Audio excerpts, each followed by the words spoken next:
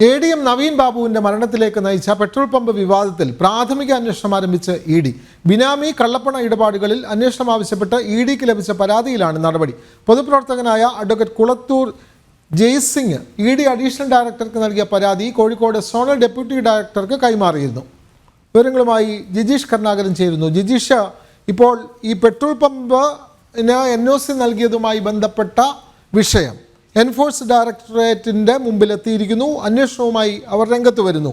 നേരത്തെ ഈ വിഷയം അന്വേഷിക്കുമെന്ന് കേന്ദ്ര പെട്രോളിയം സഹമന്ത്രി സുരേഷ് ഗോപി തന്നെ പറയുകയും ചെയ്തിരുന്നു. ഇപ്പോൾ EDയുടെ അന്വേഷണം ഈ രംഗത്തേക്ക് വരുന്നു. അപ്പോൾ കാര്യങ്ങൾ കൂടുതൽ സങ്കീർണമാകും, അല്ലെങ്കിൽ ഈ കേസ് കൂടുതൽ ശ്രദ്ധ നേടുമെന്നുള്ള കാര്യത്തിൽ സംശയമില്ലല്ലോ ജിജീഷ്?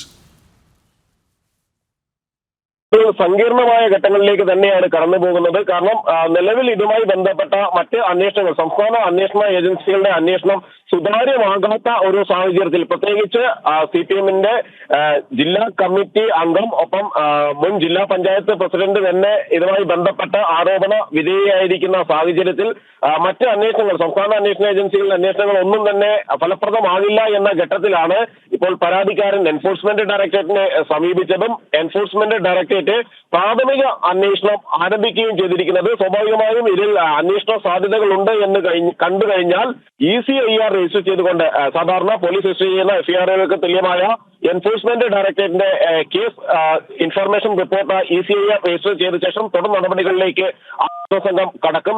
നിലവിൽ കൊച്ചി ഓഫീസിലായിരുന്നു പരാതി നൽകിയിരുന്നത്. അഡീഷണൽ ഡയറക്ടർക്ക് നൽകിയ പരാതി പിന്നീട് കോഴിക്കോട് സോണൽ ഡെപ്യൂട്ടി ഡയറക്ടർക്ക്, കണ്ണൂർ ജില്ലയിലാണ് ഈ ഒരു കൃത്യം പരാതിക്ക് ആസ്പദമായ സംഭവം നടന്നിരിക്കുന്നത് എന്നതുകൊണ്ട് തന്നെ കോഴിക്കോട് സോണൽ ഡെപ്യൂട്ടി ഡയറക്ടർക്കാണ് ഈ പരാതി കൈമാറിയിരിക്കുന്നത്.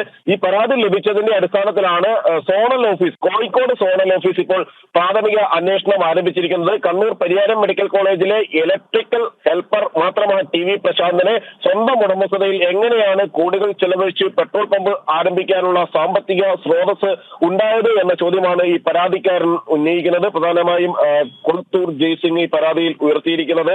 മാത്രമല്ല, ഈ കള്ളപ്പണ ഇടപാടുകൾ നടന്നിട്ടുണ്ടോ എന്ന് കണ്ടെത്തണം. ബിനാമി ഇടപാടുകൾ നടന്നിട്ടുണ്ടോ, മറ്റാരുടെയെങ്കിലും പണം ഉപയോഗിച്ചുകൊണ്ട് പ്രശാന്തനെ മുന്നിൽ നിർത്തിക്കൊണ്ട് പെട്രോൾ പമ്പ് തുടങ്ങാനുള്ള നീക്കമാണോ നടത്തിയിട്ടുള്ളത്, അങ്ങനെയെങ്കിൽ അതിൽ രാഷ്ട്രീയ രംഗത്തുള്ള ആളുകൾക്കടക്കമുള്ള പങ്കാളിത്തമുണ്ടോ തുടങ്ങിയ പ്രധാനപ്പെട്ട കാര്യങ്ങളാണ് ഇതിൽ പുറത്തു വരാനുള്ളത്. അതുകൊണ്ട് തന്നെ എൻഫോഴ്സ്മെന്റ് ഡയറക്ടറേറ്റ് ഇതിലെ കള്ളപ്പണ ഇടപാടുകൾ അടക്കമുള്ള കാര്യങ്ങൾ പരിശോധിക്കുന്നു. ബിനാമി ഇടപാടുകൾ അടക്കമുള്ള കാര്യങ്ങളാണ് പരിശോധിക്കുന്നത്. വിശദമായ മൊഴി, പ്രാഥമികമായ അന്വേഷണം പൂർത്തിയാക്കിയ ശേഷം പരാതിക്കാരന്റെ വിശദമായ മൊഴി എടുക്കും. അതിനുശേഷം ഈ ആരോപണ വിധേയരായിരിക്കുന്ന അല്ലെങ്കിൽ പരാതിയിൽ ചൂണ്ടിക്കാണിച്ചിട്ടുള്ള എതിർ കക്ഷികളുടെ മൊഴി രേഖപ്പെടുത്തുന്ന ഒരു നടപടികളിലേക്ക് കൂടി അന്വേഷണ സംഘം കടക്കുകയും ചെയ്യും. ഇത്തരത്തിലുള്ള കാര്യങ്ങളിൽ, അതായത് സർക്കാർ സർവീസിൽ ഇരിക്കെയാണ് സ്വകാര്യ സംരംഭമായ പെട്രോൾ പമ്പ് തുടങ്ങുന്നതിന് TV പ്രശാന്തന് കണ്ണൂർ കളക്ടറേറ്റിൽ നിന്ന് അനുമതി ലഭിച്ചത്.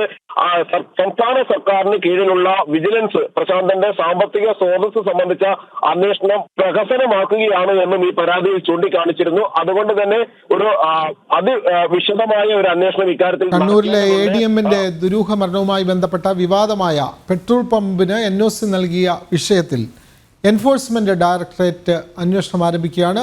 EDക്ക് ലഭിച്ച പരാതിയുടെ അടിസ്ഥാനത്തിലാണ് അവർ ഈ നടപടികളിലേക്ക് കടക്കുന്നത്.